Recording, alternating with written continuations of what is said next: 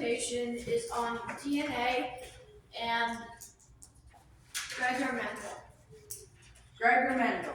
Gregor Mendel was born on the 20th of July, 1822.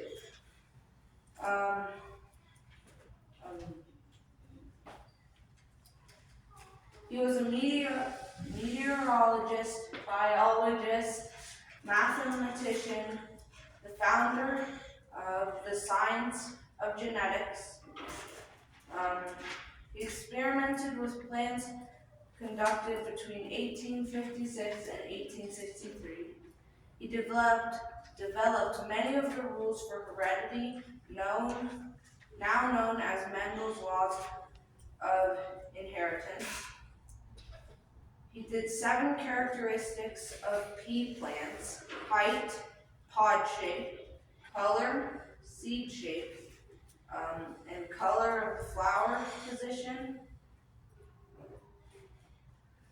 He developed the terms dominant and recessive. At first, nobody paid any attention to him. He was criticized.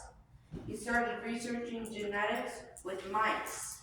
He was fond of bees and said they were my dearest little animals. And he died on January 6, 1884. DNA. What is it? DNA is a complex intertwined system that determines me and you, being the decision maker for all things that make you, you. It is the hereditary material in all humans and every other living thing, with almost every cell in our body having the same DNA. The nucleus of a cell is what contains the DNA, but there is a small amount of DNA in the mitochondria. Each binding of the DNA contains a different piece of code. DNA is made up of 4 chemical bases: A, adenine, C, cytosine, G, guanine, and T, thymine. Each of these chemical bases pair up with each other, A with T and C with G. A with T, C with G. Are the ones that hold the 2 strings on the outside together. If you look at a piece of DNA, you'll see the bits that lock the strings, and that's what the chemical bases are. When was DNA discovered? DNA contains the instructions of how to build you and the things you will need to do. For example, eat, drink, and exercise are all drilled into your brain from DNA, the things you need to do in order to survive. Every single piece of DNA contains proteins, also known as genes. When was DNA discovered? In 1953, thanks to the work of James Watson, Francis Crick, Maris Watkins, and Rosalina Franklin. Thanks to work of all of them. James Watson and his mates stole Rosalina's X-ray work from her desk as they thought she wasn't smart enough to figure out what DNA was, and proceeded to go to a pub. And by studying X-ray diffraction patterns and building models, the two figured out double helix structures of DNA, a structure that enables us to carry biological information from one generation to the next. Carrying on structures that enable it to carrying on specific things that determine your identity as generations went by. James Watson now is talked about for his extreme opinions on race, homosexuality, religion, and sexuality. Also known for the fact that he stole X-ray work and claimed it as his own. Subsequently, the story eventually got out on how he stole the information, and Rosalina was not awarded a Nobel Prize, even though she was one of the ones who figured it out, although James Watson was awarded a Nobel Prize. Now we're going to show you our experiment. Ooh.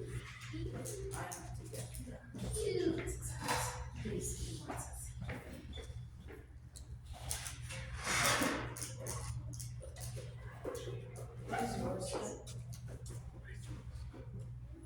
Where's the piece?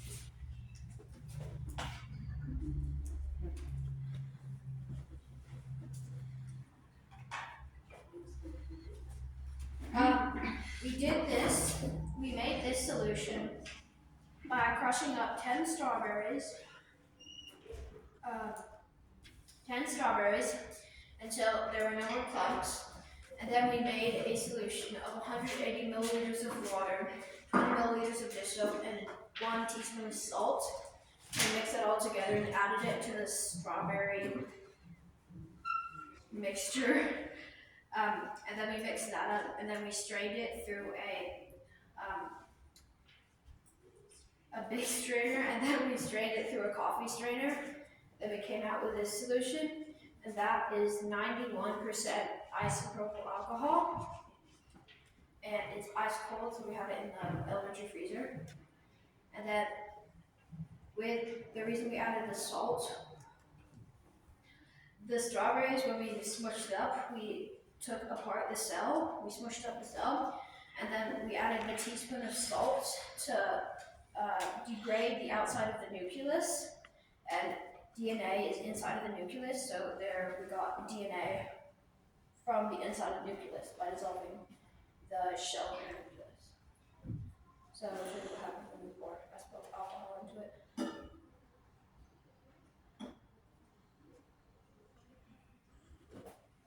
So all of the white stuff that is beginning to form is all of the strawberry's DNA. So when we crushed it up, it became this isopropyl alcohol. No, when we crushed it up, it became that. Yeah, and then when you add this, you can see it. And that's the DNA. Then for the second thing, that's the example of how we did it, and this is what we got this from. You can touch it. It's the DNA. It's the DNA of the strawberry. It has the texture of bread though. A little bit. What if you eat it? What if you can? The guy who we were watching did it. He did let it sit, so it got dried out. And No, then so he the ate alcohol would evaporate off of it. Ooh. I thought it was light. So it slowly comes up from here into the isopropyl alcohol. How did you collect it? We use a We just spoon. took it out with a spoon. Because it's hard enough that it won't dissolve when you do it. What would we be without DNA? What do you think? Complete copy of each other. You'd have everyone would look the exact same, be the same standard. Okay. Whoa! That's all DNA of the strawberry. How many strawberries did you use? 10. 10.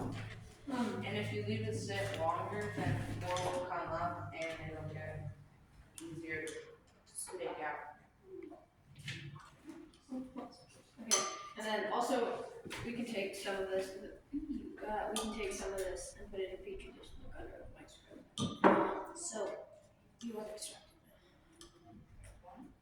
Well, we won't extract it now because it will. You can if it's in the water. Yeah. Anything else? Questions, guys?